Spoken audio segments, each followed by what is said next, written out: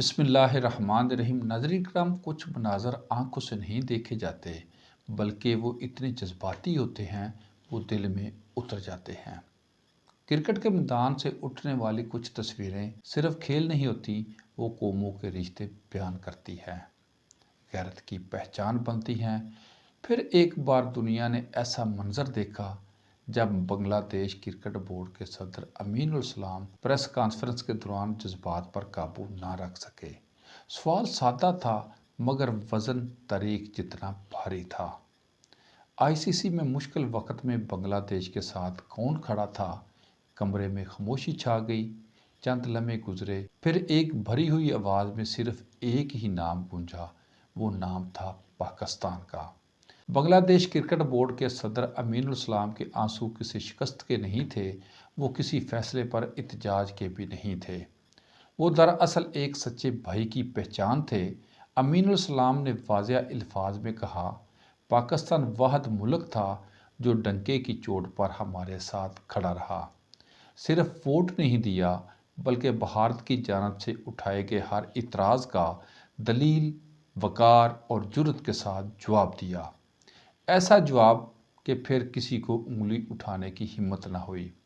ناظرین کرام، یہ محض ایک ووٹنگ کا معاملہ نہیں تھا، یہ اعتماد کا اعلان تھا، یہ وفاداری کا ثبوت تھا، یہ اس رشتے کی عملی تصویر تھی جو مشکل وقت میں پہچانا جاتا ہے۔ امین الاسلام نے جذبات سے لبریز لہجے میں کہا، اپنا اپنا ہی ہوتا ہے، چاہے وقتی ناراض ہو تب بھی اسے گلے لگا لینا چاہیے۔ پاکستان نے وہ سب کچھ کیا جو ایک سچا بھائی کرتا ہے۔ امین الاسلام کے یہ جملے نہیں تھے بلکہ تاریخ کا اعتراف تھا۔ آج یہ واقعہ ہمیں یاد دلاتا ہے، رشتے معاہدوں سے نہیں بنتے، رشتے مفادات سے نہیں چلتے، رشتے مشکل وقت میں کندھے سے کندھا ملا کر کھڑے ہونے سے بنتے ہیں۔ رشتے مشکل وقت میں کندھے سے کندھا ملا کر کھڑے ہونے سے بنتے ہیں۔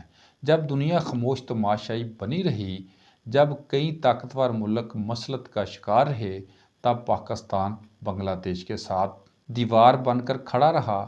یہی اصل بھائی چارہ ہے، یہی سچی دوستی ہے۔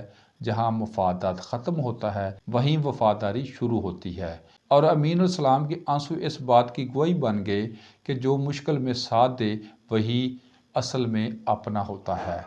پاکستان نے ایک بار پھر ثابت کر دیا، بھائی کبھی تنہا نہیں چھوڑا جاتا۔ بنگلہ دیش کے آنسو بھائی چارے کی گواہی بن گئے، اور مشکل وقت میں پاکستان نے بھائی چارہ ثابت کر کے تاریخ رقم کر دی۔